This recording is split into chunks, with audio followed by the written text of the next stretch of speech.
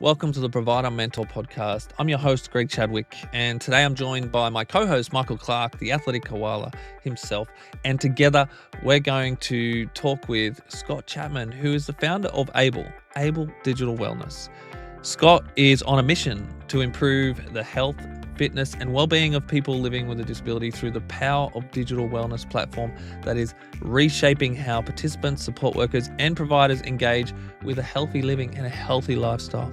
We're going to unpack the stories behind Able Digital Wellness, how it started, the lessons learned along the way, and what's next for that tech-driven care under the NDIS. As always, if you get some value out of this podcast, please, I would love it to help our channel. Like, comment, subscribe. And if you'd like a copy of my Provider Accelerator Masterclass, please leave a message below or reach out to me on DM and I'm happy to shoot you a coffee. Without further ado, let's jump into the pod. I'm joined here today by Scott and my co-host, Michael. I wanted to introduce Scott. He's from Able Digital Wellness. I remember, Scott, when I met you the first time at the Provider Collective, you brought your tablet and we're at the networking stage of things.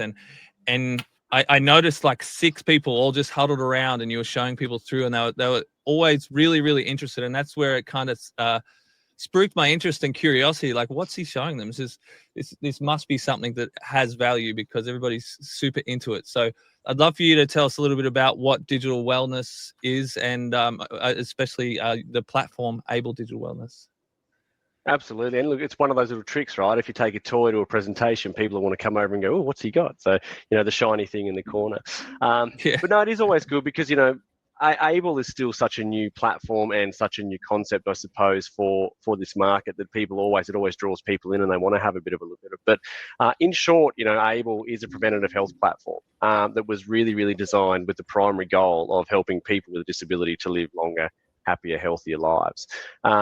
And it's something that probably isn't spoken about enough in the sector, and especially not from a provider point of view, because preventative health isn't something that seem to be easy to focus on, right? And support staff and even people with a disability themselves have a lot going on a daily basis. So to park a thought and go, how do I focus on preventative health is quite challenging. So the platform itself delivers tailor-made curated exercise programming, tailor-made curated sport programs to help people get involved in accessible sport. We've got hundreds of dietitian prepared recipes, mental wellness content, and a whole bunch more, with that sole focus of providing the end user, that person with a disability, access to content and resources that will help them not become a statistic. Our focus was to always, bridge that disparagingly large health gap between people with and people without disability. But in order to do that, you can't just talk to the end user. You have to really grab their support network around them, primary carers, support staff, whomever that may be, and really make sure you arm them up with resources as well. So, Able is for you, whoever you may be, as long as you're somebody who wants to focus on some preventative health strategies and living that happier, healthier life, then we do definitely have something for you. It's about those resources, and making sure that, people have access to content that can really actually move the needle for them. Cool. Can I go miles off script here, Scott? Yeah. How do you look after yourself? Like, let's think it through. You were just telling us before about how much you wish you could go to sleep. And like, how do you look after yourself in your relationships, in your own nutrition, in your own sleep? How do you do it? And do you find it easier to live out or hard to live out? Like, how do you go? Yes, like I said off air, it's not easy to get a tired-looking face like this, Michael. No, look, it's challenging, right? It's challenging for everybody, but I do the best I can to try and stick to some form of regimented, consistent plan, and that is, making sure that I drink a whole bunch of water, making sure I eat as well as I can, and I go way off tangent quite a lot when it comes to eating. Don't worry about that. But exercise and activity. I play team sport still on a Tuesday night, pretending I'm 18. And I do that, because I know it makes me healthy still, but I do it because I really, really enjoy that team environment and the camaraderie that you get, right? Because we're all so busy at work all the time, having that small pocket of time to hang out with some mates and all think that you've still got it, is amazing, especially when that helps your health at the same time. Try and exercise as much as I can, but for me, what keeps that structure and plan on track more than anything is the kids and the family, right? Like, my wife's the glue, always will be, but I feel like I'm the emotional and energy glue within our family. You know, if I have energy and I am, you know, emotionally stable as much as I can be, everybody else around me is as well. So, you know, making sure that we're incorporating as much sport into their lives as possible and participating in that with them just creates, you know, a super fun journey. And we're focusing on their preventative health at the same time, right? I said to you off air, Michael, that I made a commitment very early on when I left corporate world to make sure I focused on the family. You know, I do drop-offs, I do pickups, and I do that by choice because that consistency for them and for me is something we'll never get back, you know. So, yeah, you know, I've said consistency about 10 times in the last 2 minutes, but that is the key. It's the key with able implementation, and I think it's really the key to life, and that's just trying to stick to your plan, whatever your plan is, but do it regularly. Well, it sounds like in real life, you've got these structures around you that keep you on track, and it sounds like with able digital wellness, you're creating for people the structure that keeps them on track. Greg, what are your thoughts, Greg? It sounds like you have quite a clear version on what your why is and why. I mean, all the things that you just explained are basically why I do what I do as well. You know, being able to go and pick up my kids and work from home, and my little one's still really young. So being able to know that I can go make him lunch and do things with him in between calls and things like that. So that is something that I will never get back, and time is probably our most valuable asset. And the same thing, I play basketball 3 days a week. I pot up and down like an old man because my Achilles are both done. And I shoot threes. I play masters. So, but it's about literally sitting there with the lads after, and chatting for 20 minutes. And because I think providers will really resonate with the fact that this is really isolating being an entrepreneur.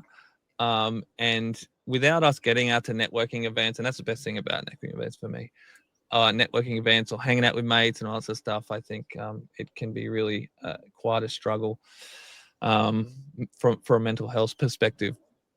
Obviously, I saw your presentation at the SIL Summit, and I saw everything about the platform. Can you share a little bit about your journey and how you actually came to jumping into the disability sector? Yeah, it's wow, and what a journey it has been, my friend. So, you know, I'm not an allied health professional. I'm not a tech person. You know, I was a guy with an idea, I suppose. And, you know, I grew up with, obviously, in a regional environment. My parents, my sister, unfortunately for her, was a little wayward, so she had 2 young kids very early. And mum and dad raised both those boys, one of which lives with a cognitive disability, which is Dan.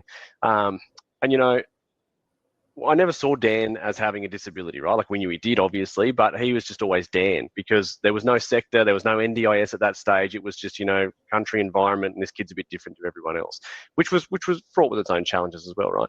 But Dan got to a point in his life where he became too big and had aggressional outbursts, and mum and dad became too old to continue to provide adequate care for him, I suppose. So NDIS came along, and it was time then to go, okay, he needs to move into a SIL environment. And then when we first did that, it was like, how good is this? You know, this is going to finally give him now this real piece of independence and move him into a whole new stage of his life that's going to be unmatched. Like, wow.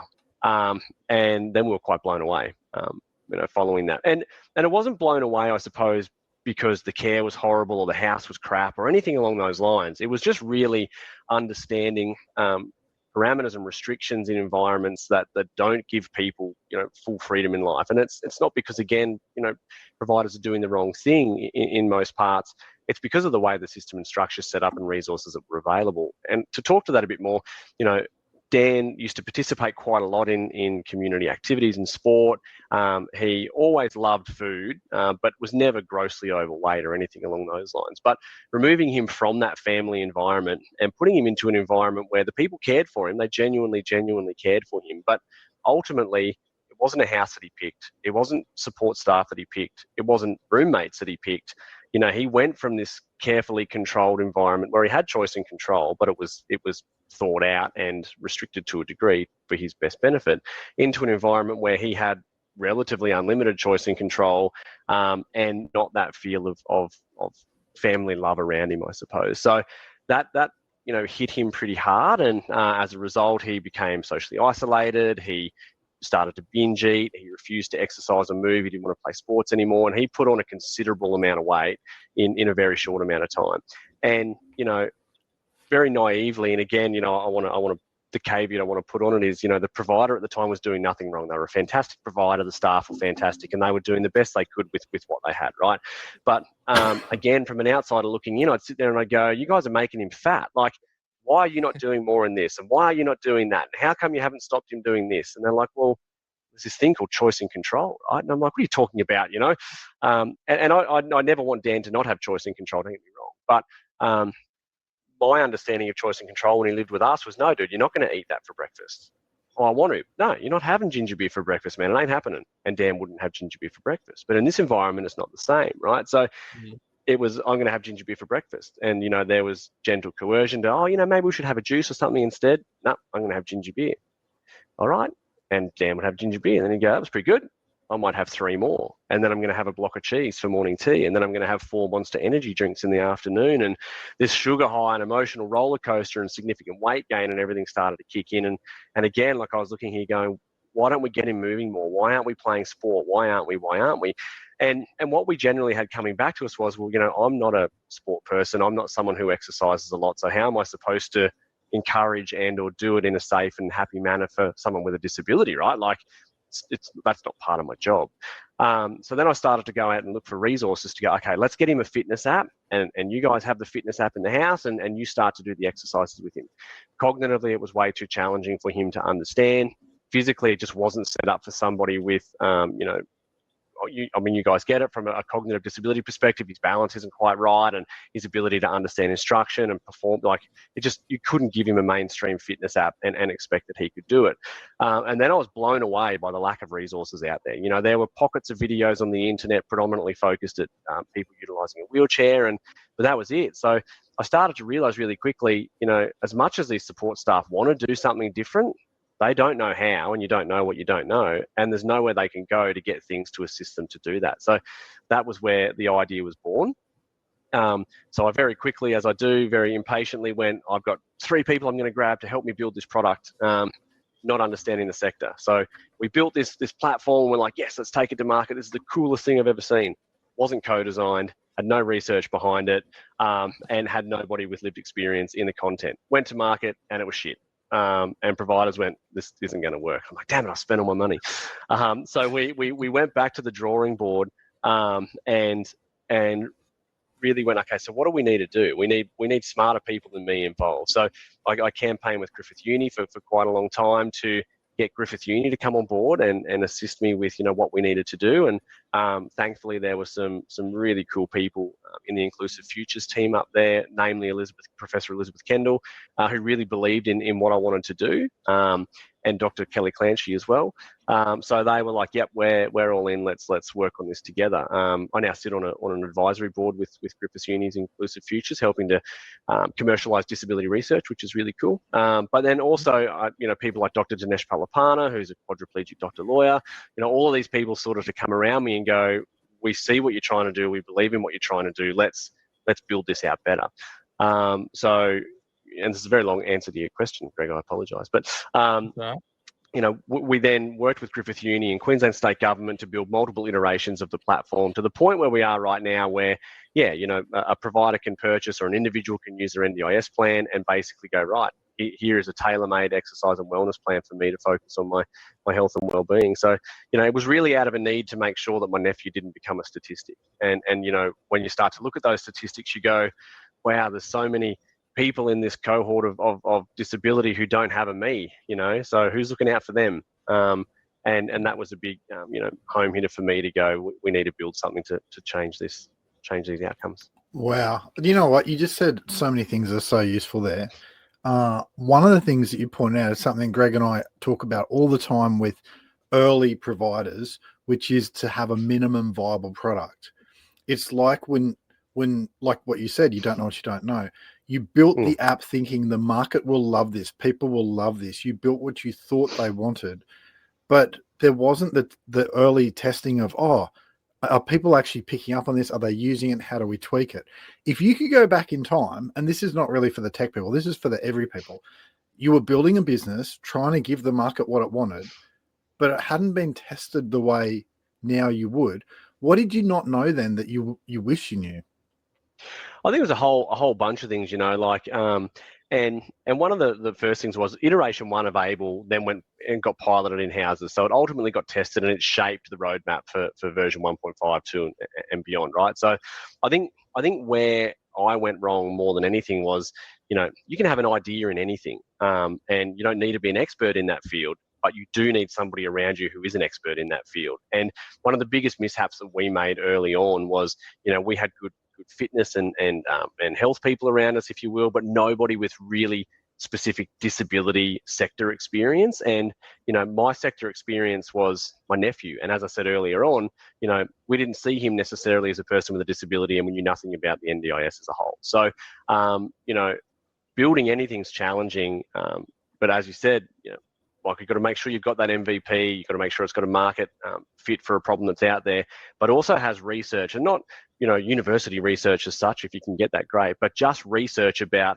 what is the problem, what is the solution, and exactly what do we need to do to make sure that we're fulfilling that. And you're always going to iterate. Doesn't matter whether you've got a candy bar or a fitness platform. You're always going to iterate based on your market feedback. But we could have saved a lot of money and a lot of time if we had have probably tried to not be so quick to market, and understood, and it wasn't an ego thing, but understood early on that we didn't know the sector the way we needed to in order to deliver the best outcome. And co-design was one of the biggest things. A whole bunch of non-disabled guys and girls went out and built a platform for disabled people.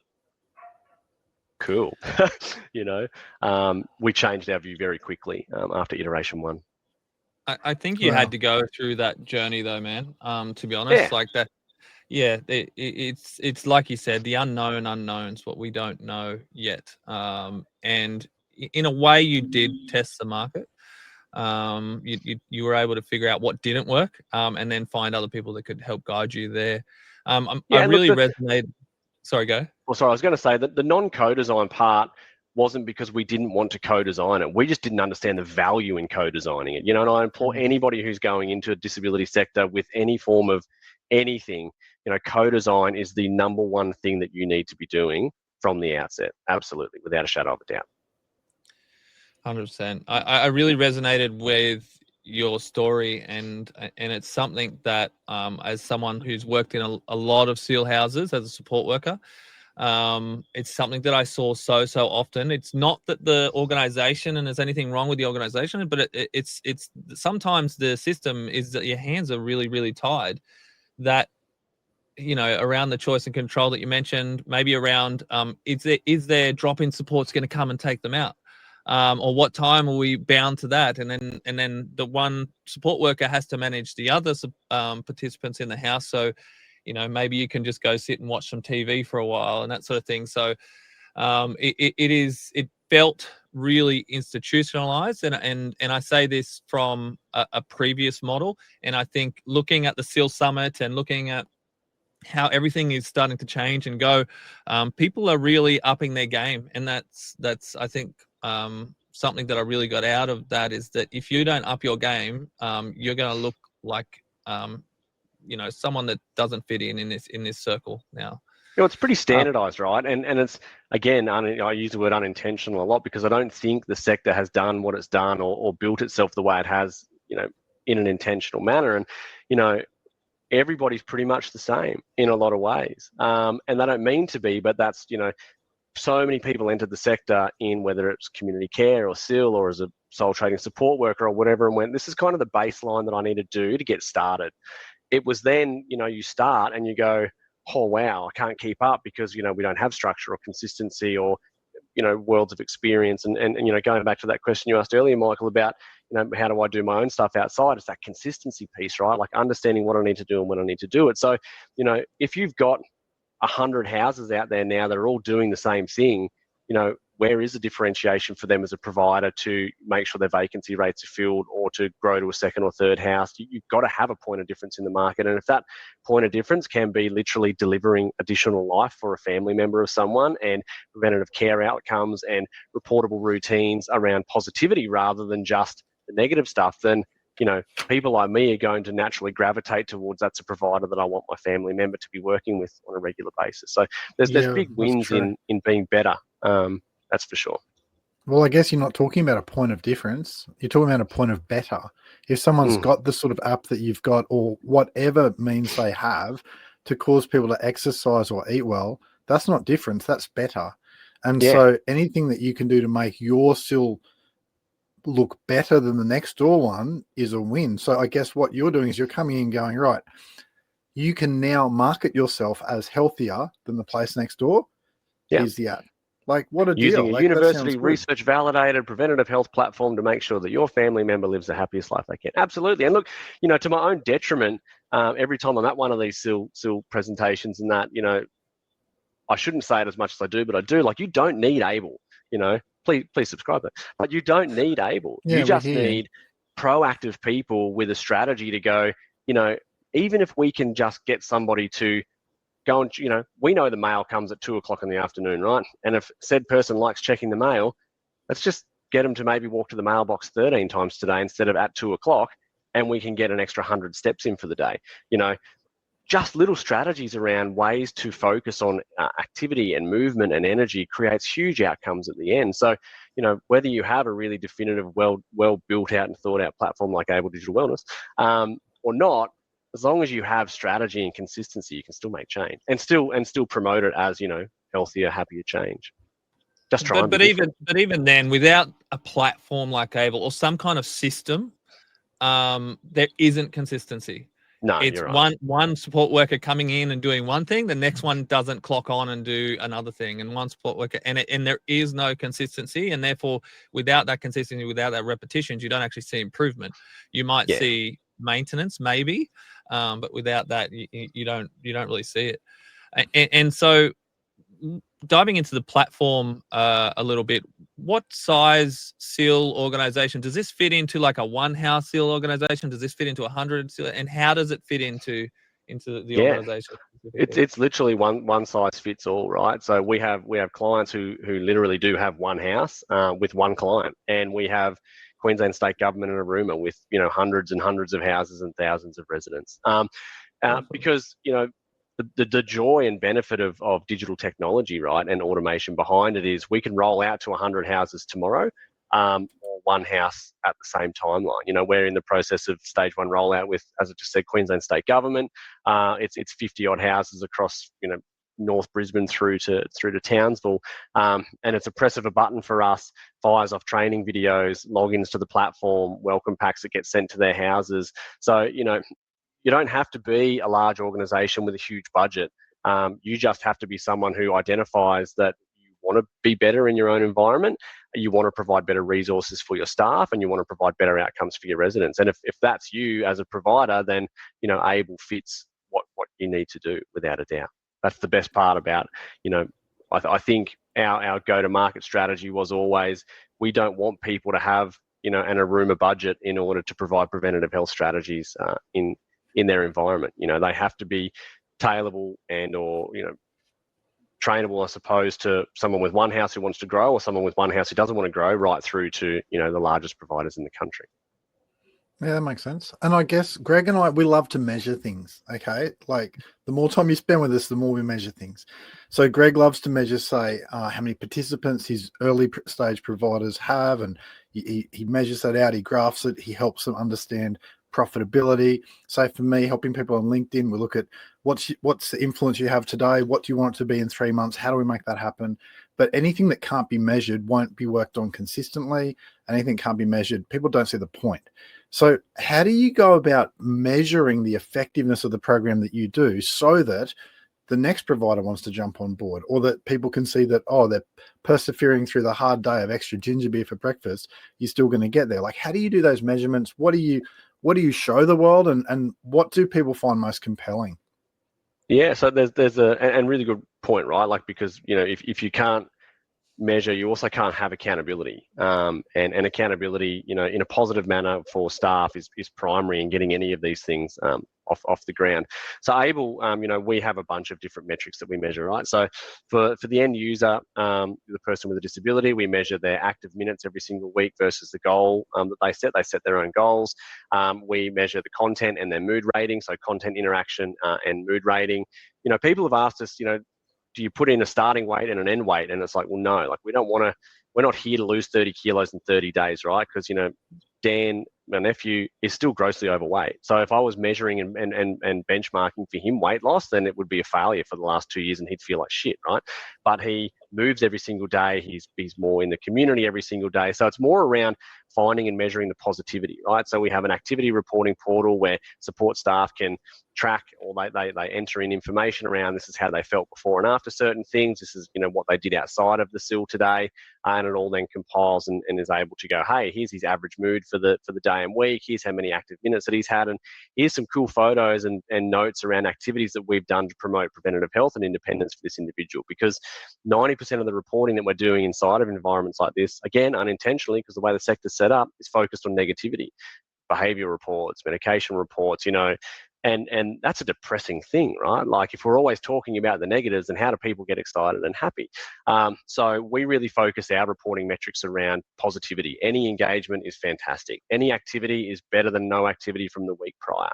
And then when it comes for a provider, you know, we provide things along the lines of, you know, how many logins for the week, how many active minutes across the house were achieved versus the goal, how many exercises were started versus completed, how many recipes were started versus completed, how many activity reports were done, and all of those kind of things, so that not only can they see the benefit for the individuals, but they can also track success across houses for, you know, who's doing a great job versus who could potentially improve. And then we work with them to go, hey, let's find out what house A is doing to be so great versus house B, and try and integrate similar kind of engagement tactics there. But we're in the process of doing a reboot, I suppose, on our reporting section, which is going to track more around, you know, if Greg jumps on tomorrow and he reads one of our support worker articles around financial literacy and how do I introduce money saving tips into a house, that will automatically populate against Scott's profile to say that Greg's just spent 15 minutes working on an independence building exercise for Scott in and around financial literacy. So at the end of the week,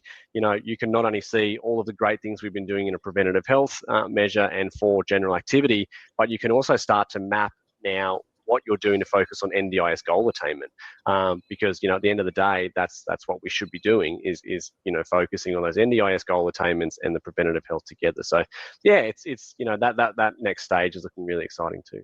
It makes sense. And also, I love how you're measuring stuff and then you're finding a way to use what you measured to motivate people, to cause people to feel successful, to track things, to cause long-term behavioral adjustments because people have got those reminders or that feeling of success.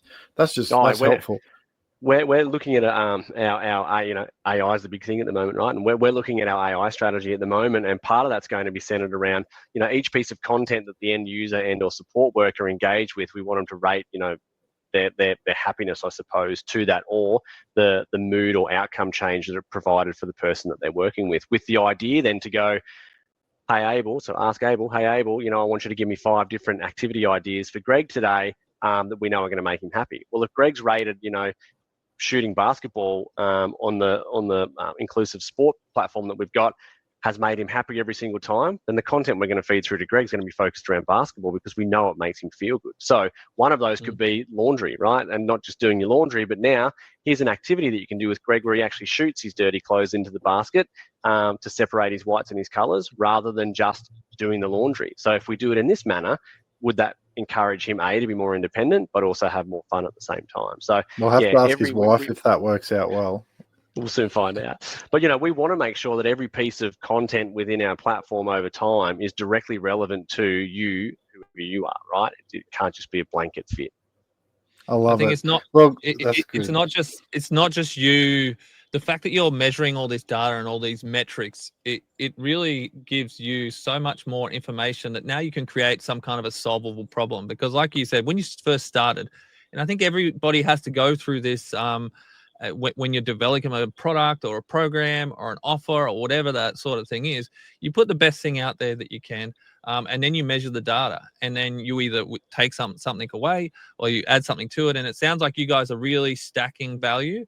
If we want to go down the route of Harmozy and the value equation, you're really starting to stack value for people, and not just and value that people actually use every single day.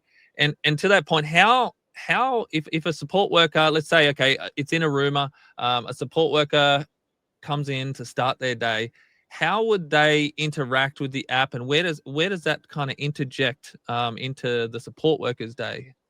Yeah, for sure. And look, that should be an easy question to answer, but sometimes it's not, right? Because every single house, every single support worker, and every single environment is different.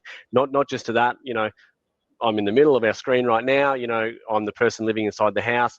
I will interact with you, Greg, and want to do things with you very differently to Michael, because you're just two different people, right? So, the idea about Able, and to be honest, it's probably one of our biggest challenges when it comes to implementing it inside a house, is Able's whatever you want it to be, right? But you've got to determine, who you are with that individual and where you potentially need assistance, right? So we can provide all the resources. We can't just provide the day-to-day structure. So what we do when we onboard people is we go, okay, so you can come to Able today, and you've got a meal plan for your clients, and you've got to cook with them, and you've got to catch public transport today because it's your public transport day. So you could go to Able and you could go, right, we've got 15, 20 minutes before we have to go to our day support. So what are we going to do? All right, should we try and do some exercise? Cool. All right, we've got your profile here, Scott Chapman. So we know that all the exercises within there are tailor-made to you. So do you want to do one of those? Click. No, I don't want to do that. Okay, that's no worries at all.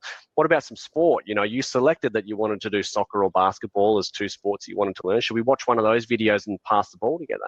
Yes. Okay, cool. You do that. Or it might be, okay, today's our shopping day. So, what would you like for dinner tonight? Here's 3 recipes I've printed out. Would you like to choose one of these new recipes, and I can go and get the groceries, or we can do it together later?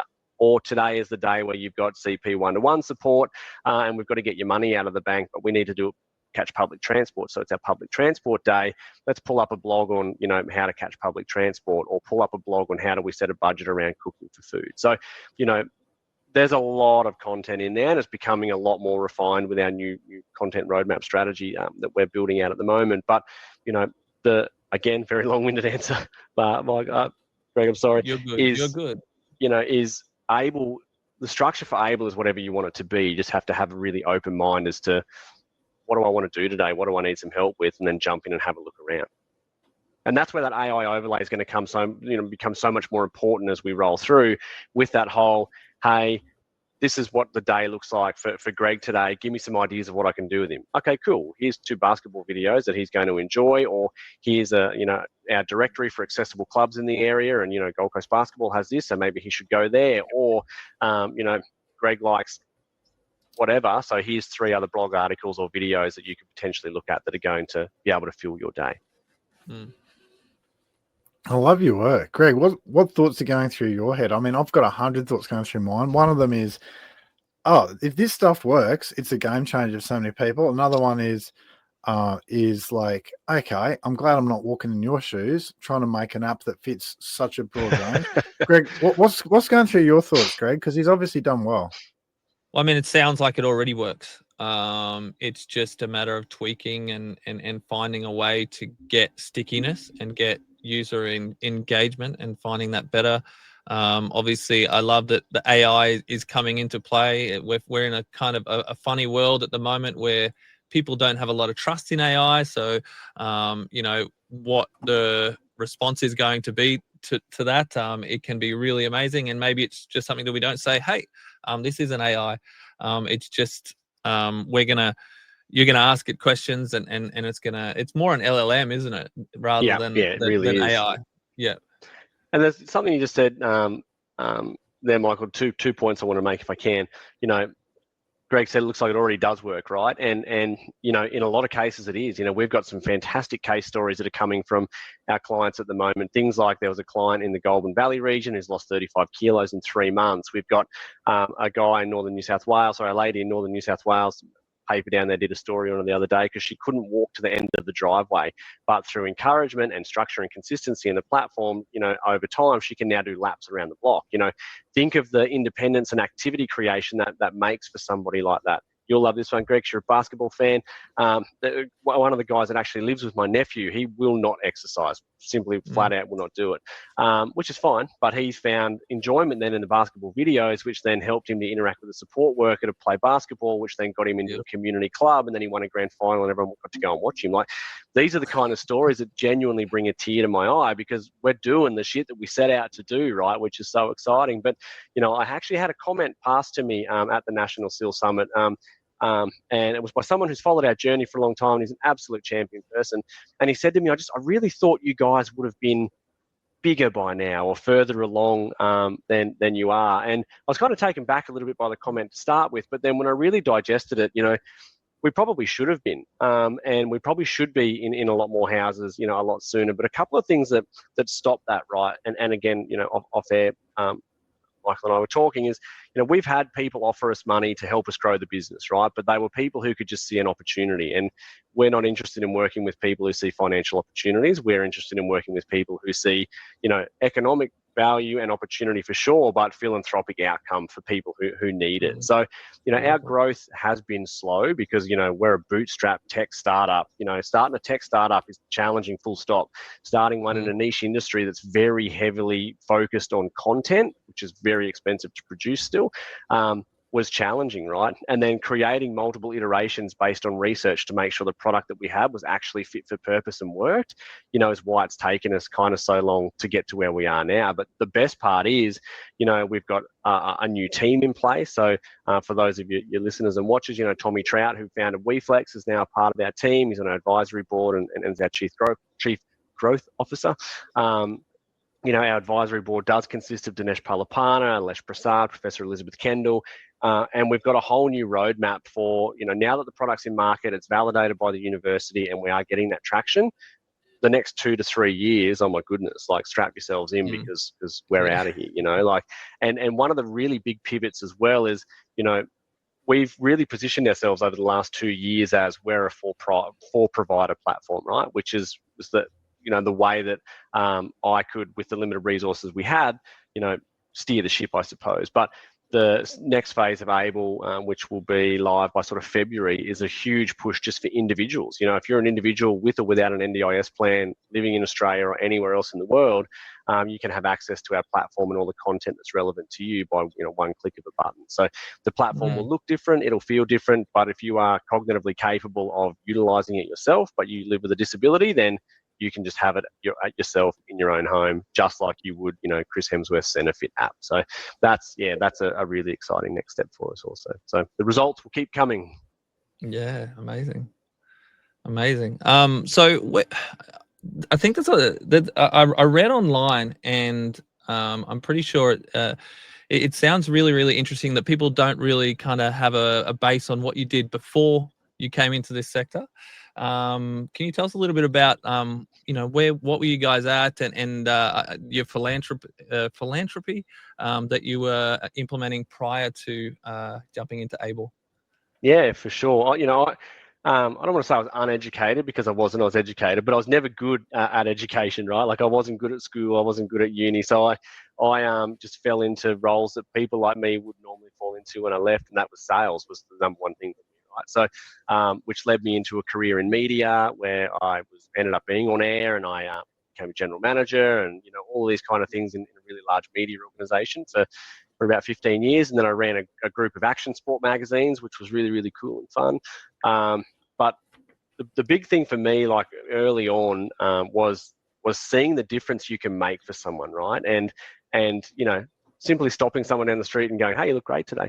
Someone might slap you, someone will get a big smile and go, "That's awesome." So, when I started to get really, really tired with corporate, which, a lot of you still in corporate will probably get, I thought, how on earth can I start to do things that can actually genuinely make a difference, but still also feed myself and my family that was coming? So, one of the things I did, I went and sat on the board of Bravehearts, which is Australia's largest child protection organisation, for 5 years, to give back to child sex abusers and try to stop the exploitation of kids. And then I went into a franchise group called Zembrero, which is a Mexican franchise group. And I went to them because every time they sell a plate of food, they donate a plate of food to someone in need, right? So there was a really strong philanthropic approach to what they did. And I thought, well, if we can own a couple of these restaurants while I'm trying to do all the other stuff that I'm trying to do, and we can make a little bit of money, but we can also still feed hungry kids, like that's a pretty good outcome, right? So, we've been with them for 11 and a bit years now. My wife and I have probably single-handedly donated somewhere near 4 million meals now. And I was fortunate enough last year to go to Kenya and watch how the program actually works, and mind blown. Yeah, so the way the program works is, kids need to go to school to be fed. So we provide meals for, tens and thousands or millions of people around the world, Australia included. That's a big thing. Like Australia in our own backyard is included as well. But these kids have to get to school in order to get their breakfast, lunch, and dinner provided. By getting them to school, you're educating them. By educating them, you help to break the cycle of poverty, right? It's not just about a Band-Aid and feeding people. It's about how do we break this, generationally. So being able to watch that actually in action, it gives me goosebumps still now. So, my life for the last kind of 10 years and for as long as it can be is absolutely focused on doing the best that I can do in whatever I'm doing it in. But if I can do that and make a difference for somebody else or a disadvantaged population, then sign me up, because that's where I want to be. And if I can then instill that into my kids and then they do the same, long after I'm gone, then, hopefully bit by bit we can try and make the world a better place, hopefully. Makes sense. I don't know anyone who doesn't want to leave the world a better place. It just comes down to there's talkers and there's doers. Like something that Greg and I love is seeing people who are doing stuff and being creative and inventing solutions and because like all of us watch people doing that stuff and they just want to cheer. But the thing is, you've actually been able to do it instead of just talk about it, which I just find really inspiring. I guess so for much me, easier to not do it and put blinkers on, right? Like it is easier. Yeah. Like it's easier to not jump with my son on the trampoline this afternoon. It's easier to not make your wife a cup of coffee. Like it's easier, but then like everyone wants to think they're amazing people. At the end of the day, people are giving a crack. Someone's doing a massive thing by buying someone a birthday cake. You've fed 4 billion people. Like, everyone's doing their thing. I guess when I look at what you're doing, I'm really proud of it. I've watched your journey for almost a year now, and I've just been like, wow, this is so cool. And I've also seen you resist making poor choices. Like you could have gone really broad and sold it to everyone and therefore no one. You didn't. You kept it narrow. Smart choice. You could have partnered with people who had different, I guess, motivations to you, who would have pushed you in different directions. Smart choice to do it slow and steady. Like Tommy Trout. I mean, Greg and I both love the work that Tommy Trout does. You've got the right people in the advisory positions. You've made so many wise choices. I just think, well, you've earned your success. I guess say 5 years from now, when you look back, what do you hope Abel's doing then? And what would you be saying to yourself in 5 years' time? Yeah, there'll be no hope, that's for sure. We will. So, my view is that Abel should be mandated into disability housing, full stop. Whether you get to a point where government will mandate it, probably not. But we would like to think that the vast majority of houses and providers are utilising a platform like ours, or ours, right? I'm also of the opinion that if you're a support worker, whether you're employed or sole trading for a Mabel or a hire up or someone like that, that the vast majority of support workers will have access to our platform as well. But the bigger thing for me is the global opportunity as well, right? Like we want to focus in our backyard. Absolutely, we want to help the people in our backyard that we can. We don't want it to be NDIS focused. There's a whole bunch of people in Australia who live with a disability who don't have an NDIS plan.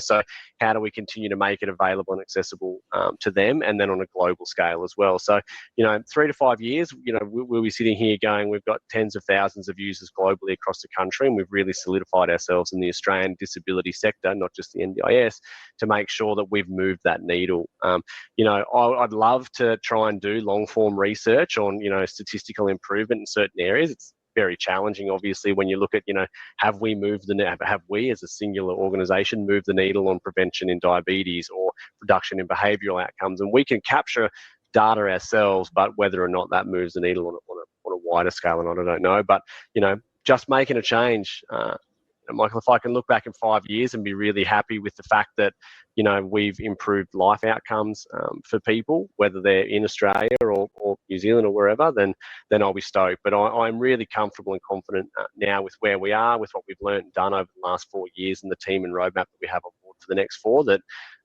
we will be definitely a global preventative platform that's changing lives, without a doubt. I find that easy to believe. Greg, where to from here? It sounds like you've got a really clear line of sight on where you guys want to go, and where you guys have been. Can you tell me if you could just pick one moment, what would probably be your proudest moment that you've achieved so far with Able? Since inception or in the last 4 years. Yep. Yeah. Oh, wow. Just one.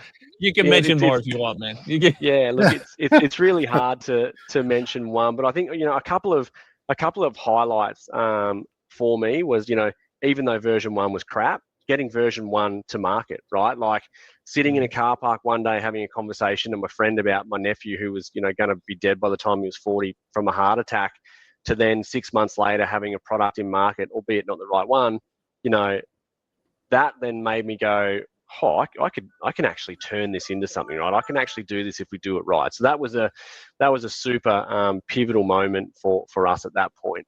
I think again, like the next, following from that, the next, really vital moment for us was getting Griffith Uni involved and having people like Dr. Dinesh Palapana and Professor Kendall come on board, because again, not a health guy, not a disability guy, not a tech guy, but just genuinely believed in what it was that I was trying to do. So to have people like that, put their name to and faith in what you're trying to build is super humbling, and then having Griffith University then independently evaluate the platform for its effectiveness in the market and get a big tick, that was another huge thing for us.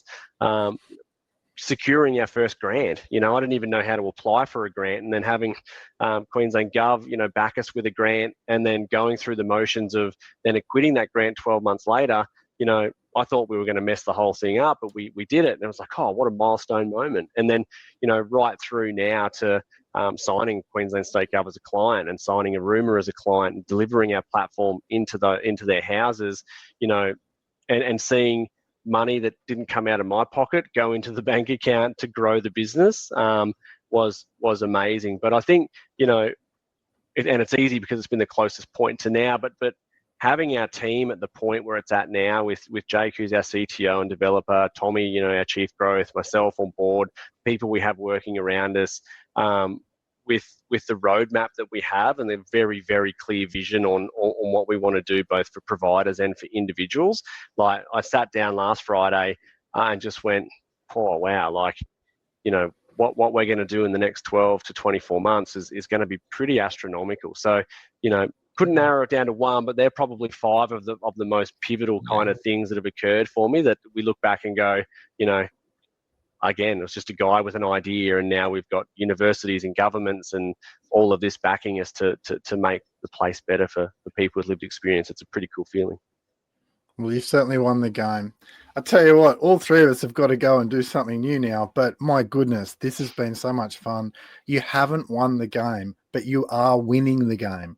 And I don't even know what the feeling is of having won the game, because even if you kick one goal, you're funded by Gov, and then you get a big client. There's always a new goal. So we've never won the game, but I feel inspired just seeing you having win after win after win, and obviously solving problem after problem after problem to get to those wins.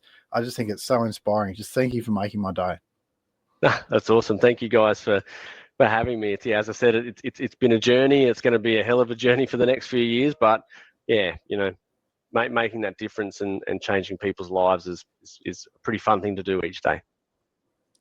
I think people I think your story and everything that we've spoken about today, like Michael said, it's really inspiring, but I think just the way that you speak about it with the passion, you can tell that you're actually invested in this. And this isn't just another profitable thing. Profit's great. If you want to make a business that's profitable, fantastic. That's how we have to actually run a business. But you can tell with your lived experience, to your philanthropy, to just even the way that you communicate, that It's really something special, and that's probably how people have been drawn to you. Like I mentioned in the beginning, there was those 6 people all sitting around. I think it was more than just the shiny object in the app. I think people were curious and interested on, like, wow, this is kind of interesting. And even Griffith Uni and Tommy and everyone have been drawn to you through your passion, I think. If people are wanting to get involved in the app and are interested, how can they best get involved? How can they reach you? How can they... Any number of ways. So go to abledigitalwellness.com.au. They can hit me on LinkedIn, just search Scott Chapman Disability. You'll find me pretty quickly. Email me directly. I've got no issue with that, scott@abledigitalwellness.com.au. Probably won't give out my mobile straight away, but we're pretty easy to find, pretty easy to reach, and are happy to chat with anybody who, even just a conversation. The amount of people that I spoke to after the SIL summits, where they would go, we just don't feel like we're at a point where we could, afford something like Able, keeping in mind that Able's sort of less than $20 a week to have implemented into your SIL. But, some people are in that situation. They're like, do you mind if I can even just have a conversation with you about where we can start? And I'm like, absolutely, because, the more people I can get to start, the more people who want to make a change with a better platform later on. So, yeah, if you want to look at Able, I'm happy to give you a demo. If you want to just chat about preventative health strategies for people with disability, then I'm here for the same thing. So, yeah, happy to chat to anyone. Amazing. Thank you so much for your time, Scott. And thank you so much for being here, Michael, being my co-host. Thanks, guys. I appreciate you guys. Now, what brings me joy is knowing I might have provided some value for you today and given you the tools to actually take away and impact change in somebody else's life. Now, I believe that small moments can affect change for someone forever. And maybe for you, change is here today in this video right here, right now. And I'm genuinely so grateful that you made it this far into the content. If you would subscribe, like, or comment, that'd be really helpful for me and my channel. And I give all of this sort of stuff away for free because I understand that you're as passionate about creating impact in other people's lives as I am. And I don't think this sort of stuff should be a secret. So would you like my help? My personal mentorship navigating the disability sector as an entrepreneur and a provider. I've been privileged enough to help hundreds of providers start their NDIS business, attract their ideal participants, grow, and do it all in the right way. So leave a message below, find me on Facebook, check out the links in the description, and if you would like a mentor or you would simply like some more information, please reach out to me. My name is Greg Chadwick, and together, let's keep showing up, let's keep growing, and let's keep building better supports.